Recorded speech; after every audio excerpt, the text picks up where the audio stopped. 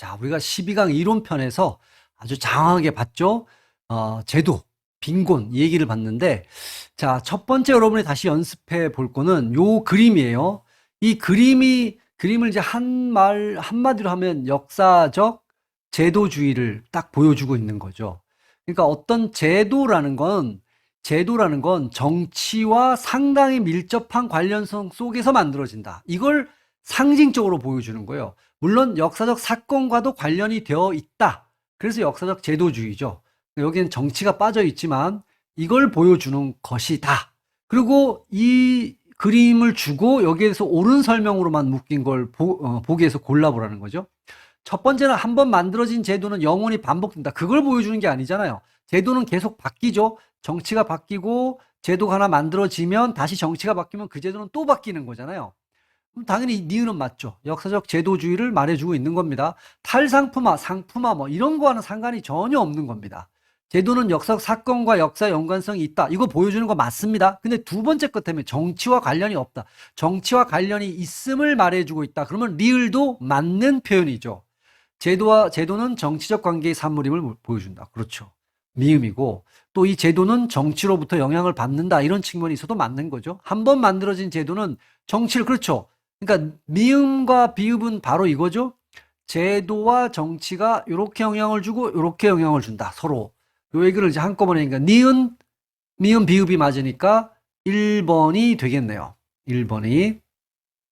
자, 그래서 1번이고요. 역사적 제도주의 문제였습니다. 3번에 정책 평론인데 관련성 적은 건 토론을 해야지 더 심화 확장되죠. 더 깊게 들어갈 수 있죠. 혼자 하는 거지만 그 한계점을 뛰어넘기 위해서는 그래서 정책과 제도의 이면을 평론이라는 건 내용만 설명해 주는 게 아니라 그 의미, 의도, 앞으로의 효과, 그 이면에 있는 것들을 해석해 줘야 돼. 나와 공동체에 대한 깊게 이해할 수 있다. 그렇죠. 1, 2, 3번은 뭐 완벽하게 맞는데 중립적, 객관적 말도 안 되는 거고요. 세력 관계와 상관없이 접근해낸다. 벌써 말이 안 되죠? 2번에 4번입니다. 정책 평론은 그다지 무게중심은 없지만 조금 이해를 해 두시면 좋겠어요. 어쨌든. 자, 그다음에 3번 빈곤. 모든 제도의 출발, 복지제도 출발은 빈곤에 있죠. 자, 빈곤의 원인이 사회에 있어요. 아니죠. 자유주의는 원인을 개인한테 두잖아요. 가난은 나라도 못 구해. 이 관점은 신자유주의, 자유주의 관점이잖아요. 우리가 프레임 정치에서도 뭐 이미 한번 해보셨죠? 2번이 되겠죠. 옳은 거 고르라 그랬으니까. 가난을 죄악입니다. 죄악으로 여기는 거는 자유주의죠. 자유주의. 사회민주주의는 나라가 책임져야 돼. 이 입장이잖아요. 그러니까 사회복지 국가에서 나타날 가능성이 크다 그랬으니까 틀린 거예요. 굳이 맞게 하려고 그러면 사회민주주의를 자유주의 복지 국가에서 이렇게 고치면 이 문장은 또 맞을 수 있죠. 상대적 빈곤은 사라졌다. 완전히. 말도 안 되는. 절대적 빈곤도 완전히 사라지지 않았는데 무슨 상대적 빈곤이 새로 지금 부각되고 있는 거죠. 3번에 4번은 말도 안 되는 표현이죠. 2번이 정답입니다. 4번 문제로 가보죠. 빈곤을 개인과 가정, 그럼 이건 자유주의이잖아요. 자유주의에 해당하는 게 뭡니까? 강조하는 게 기회평등이니까 4번에는 3번이죠. 이 자유주의는 정부 실패를 강조하는 겁니다. 자유주의 쪽은. 시장 실패를 주안점을 두는 거는 그래야지 국가가 개입할 명분이 생기잖아요. 사회민주주의. 요거 1, 2, 4번은 전부 다 사회민주주의와 관련되어져 있는 거죠. 얘는 국가, 사회가 책임져야 된다. 이 느낌입니다. 4번에 3번입니다. 5번 문제 가죠. 빈곤의 1차적 원인을 국가와 사회적 책임. 요거는 딱 봐도 여러분 사회 민주주의다. 보편주의, 제도주의, 복지죠. 가장 관련된 걸 고르라 그랬어요. 자유주의 이념이라 했으니까 틀렸고 시장 실패를 인정하지 않는다 그랬으니까 틀렸어요. 최소 국가 지향한다. 소극적 개입 틀렸죠. 연대와 협동을 더 선호한다. 4번이 맞죠. 요 1, 2, 3번은 정확하게 자유주의와 관련되어 있는 겁니다. 신자유주의 혹은 요거와 관련된 설명이죠. 뭐 이런 설명쯤에 이제 여러분 실력에서는 뭐 이제 별것도 아닐 겁니다. 자, 그래서 5번에 4번이 되고요. 6번 문제 넘어가 보죠. 빈곤인데 틀린 것 고르라 그런 거예요. 빈곤을 제약으로 본다라는 건 여기서 해석을 잘해야 되는데 복지국가에서 나타난다. 이때 복지국가라는 멘트의 의미는 뭐냐면 사회민주주의라는 거예요. 민주주의. 그래서 우리가 특별히 자유주의 복지국가 이런 말을 쓰지 않고 그냥 복지국가만 나온다는 표현을 쓰면 사회민주주의를 의미한다. 이렇게 일반적으로 받아들이는 게 상식입니다. 근데 죄악으로 보는 거는 자유주의잖아요. 그죠? 그러니까 복지국가에서는 국가가 책임져야 된다는 거잖아요. 그러니까 죄악으로 볼 수가 없는 거예요. 국가가 책임져야 되니까. 가난을 죄악으로 보는 시각은 자유주의 이념을 그래서 일단은 틀린 거 고르라 그랬으니까 1번이 틀렸죠? 1번은, 답이 1번이네요. 가난은 죄악이야. 이건 자유주의 이념이에요. 여기서 강하게 나타난다. 맞죠? 중세 봉건제입니다. 중세는 운명으로 여겼다. 그렇죠. 이것도 정확하죠. 가난의 책임을 개인에게 있다고 보는다. 그럼 이거는 자유주의잖아요. 자유주의가 추구하는 복지가 뭐예요? 자녀적 복지잖아요. 그러니까 4번도 맞는 표현이 되는 거죠. 틀린 거 6번에 1번 되겠습니다. 자, 그 다음에 7번 문제로 넘어가야죠. 빈곤에 대한 선별주의 관점. 선별주의면 자유주의입니다. 다른 말로 자녀주의라고 물어도 상관없죠? 요거 딱 이해하면 옳은 거 고르는 거예요. 그럼 자유주의 라인에 있는 거.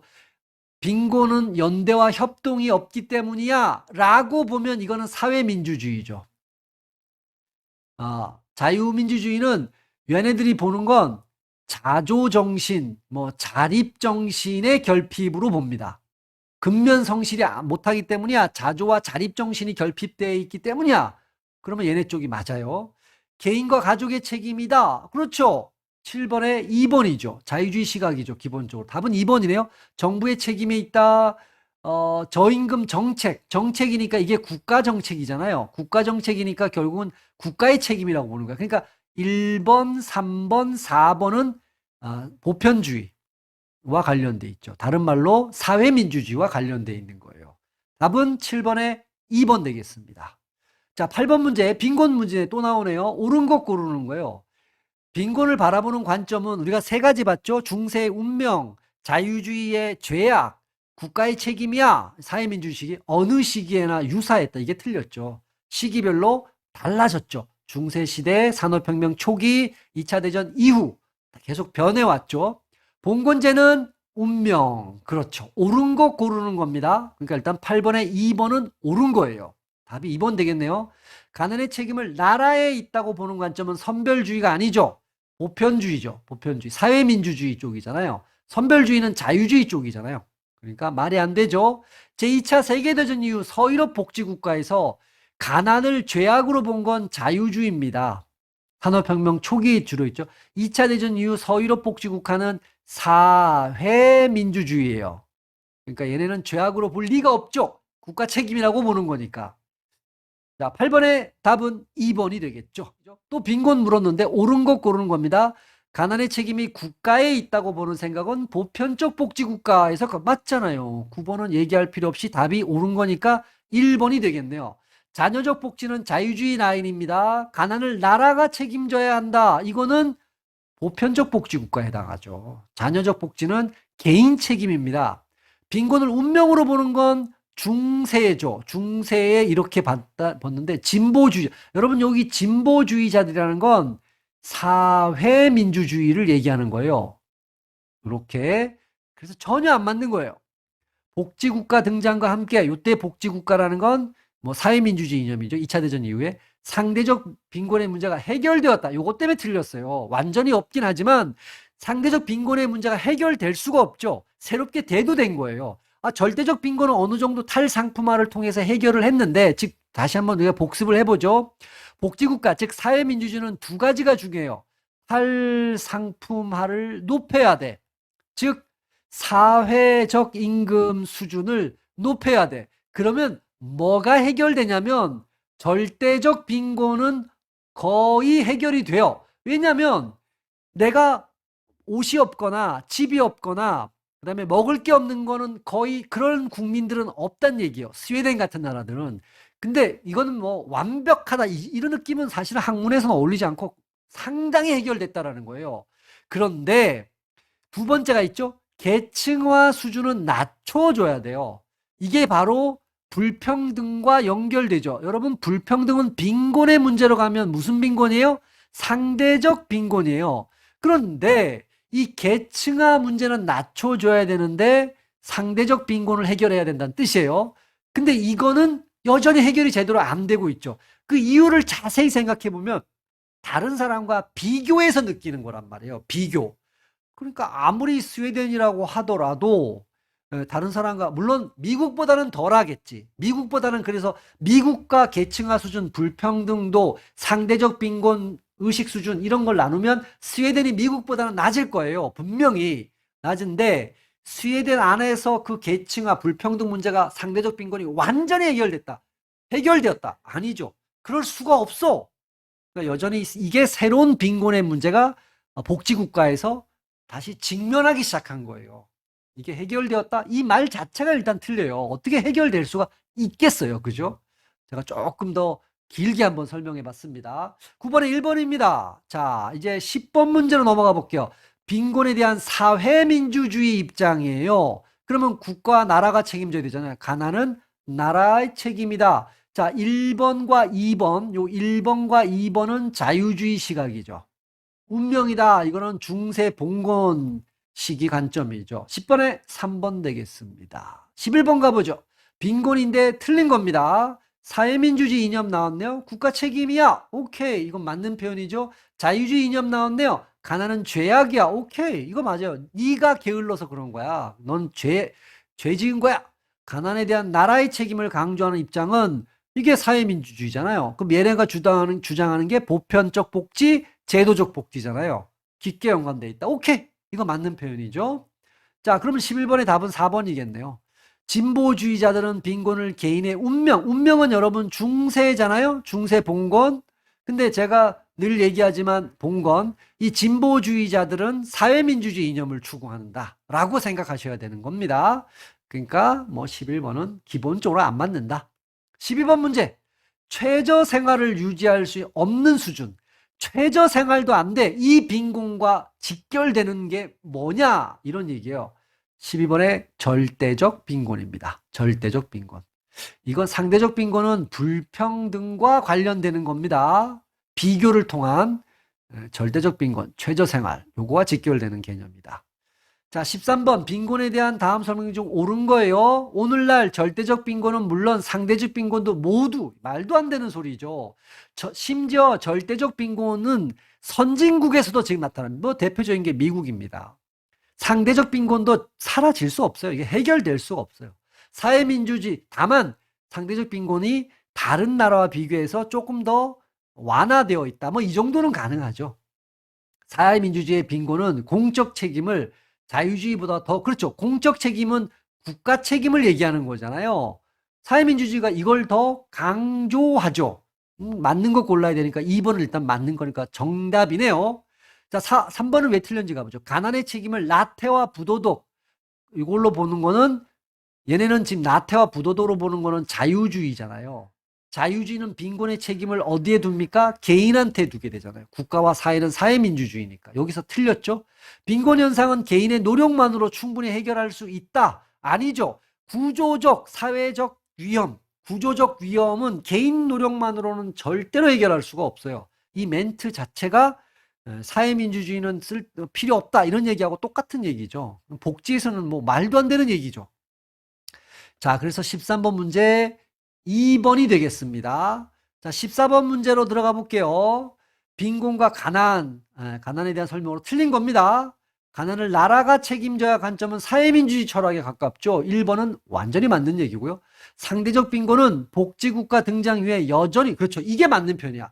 복지국가, 즉 사회민주주의 국가, 보편적 복지가 시행된 이후에도 절대적 빈곤은 어느 정도 많이 해결됐어요. 그러나 상대적 빈곤은 여전히 존재하고 있다. 해결이 안 된 상태로 남아있다. 14번, 2번 정확한 표현입니다. 자유주의입니다. 빈곤 원인은 개인한테 둔다. 맞는 말이잖아요. 가난을 나라가 책임져야 돼. 이거는 사회민주주의잖아요. 중세 봉건제 시기부터 존재했다. 이거는 말도 안 되죠. 이때는 운명으로 봤잖아요. 그러니까 정확하게 보면 이런 얘기예요. 여러분 한번 시기적으로 생각해 보자고요. 중세가 지나고 자유주의가, 산업혁명 초기니까 자유주의가 나오고 그 다음에 사회민주주의가 나와야 되잖아요. 그러면 이 가난을 나라가 책임져야 된다는 관점은 요때 나타나는 건데 언제부터 존재했냐 그러면 요때부터 존재한 거지. 요때는 개인이 책임져야 돼. 그러니까 아니야. 여기서 반론을 제기하는 사람이 나오겠죠. 존재는 요때부터 해야 돼. 자유주의 시기부터. 그러나 이게 전면에 나선 거는 2차 대전 이후에 나타났다라는 거예요. 그래서 이 4번 멘트를 엄밀하게 맞게 고친다 그러면 가난을 나라가 책임져야 한다는 관점은 산업혁명 초기, 즉 자유주의 시기부터 존재했었다. 이렇게 하면 맞는 거예요. 요 관점이 사회민, 요 2차 대전 이후부터 존재했다. 그러면 틀려요, 오히려.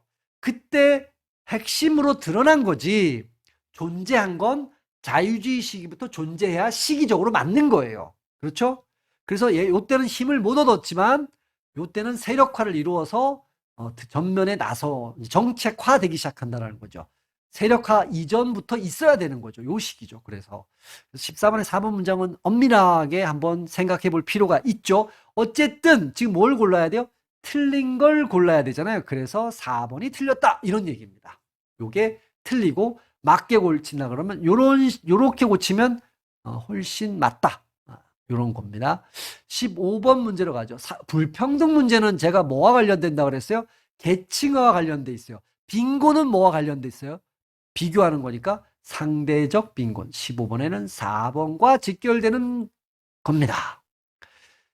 자, 제쇼비 전략의 선택성, 여러분 변증법 얘기 한참 떠들었던 거 얘기했죠. 여기서 틀린 거, 국가의 제도는 모든 주체들, 뭐 우리는 자본과 노동자 이런 걸 좀 보면 됩니다. 유리하게 아니에요. 16번은 무조건 1번이 틀렸네요. 왜냐하면 유리하게, 한쪽은 유리하고 한쪽은 불리하게 작용하죠. 불리하게 작용하도록 구조화되어 있다. 이 어떤 복지 제도라는 건 한쪽은 유리하고 한쪽은 불리한 거예요. 그래, 요거 항상 기억하고 있어야 돼요. 구조적 조건으로, 그러니까 전략을 선택할 때 노동자든 자본가든 어떤 구조적 조건에 제한된다. 구조적 조건 하에서 선택된다. 경제구조, 정치구조, 사회구조 이런 게 있다 그랬죠. 구조적 조건은 정치 주체에게 상이하게 작용한다. 맞는 말이죠. 어떤 쪽은 유리하게 작용하고 어떤 쪽은 불리하게 작용한다라는 거예요. 주체가 선택한 전략은 구조가 내재된 전략죠. 요게 이제 요거랑 같은 말이에요. 요거랑 같은 맥락으로 해서 그 구조적 맥락 안에서 선택하는 거지 무한대의 전략과 전술을 선택하는 건 아니다. 뭐 요렇게 한번 정리해 볼 수 있겠습니다.